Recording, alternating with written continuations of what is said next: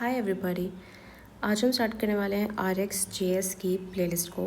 और इसे कोड कैसे करना है ये जानने से पहले हमें ये जानना बहुत ज़रूरी है कि ये होता क्या है और ये इसे यूज़ भी क्यों करते हैं।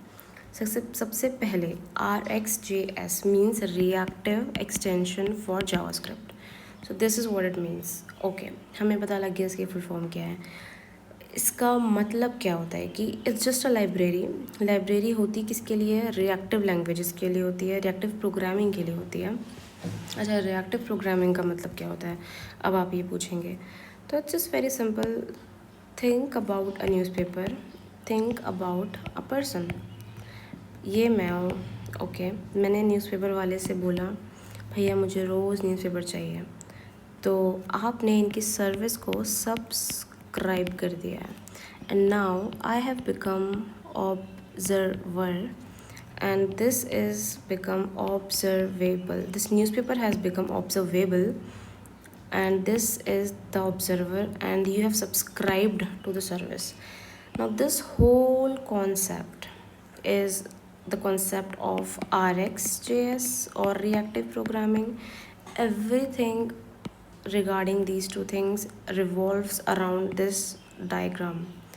Okay, रिएक्टिव प्रोग्रामिंग क्या होती है तो हमें समझ आ गया है। एक और चीज़, मान लीजिए आप किसी सोडा शॉप पे हो, तो ये हमारे पास वेंडिंग मशीन है and it has 2 buttons.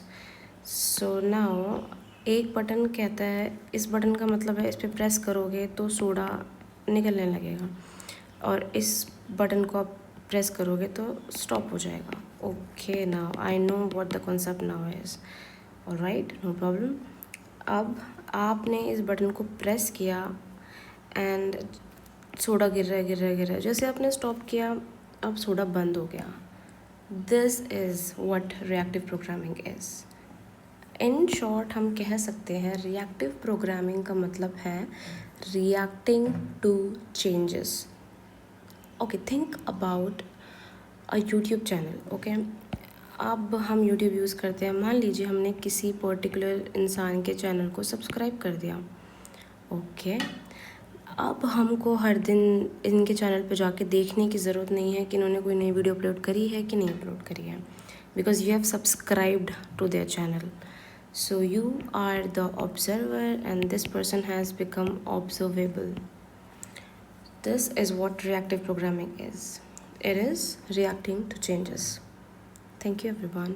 This was all about reactive programming.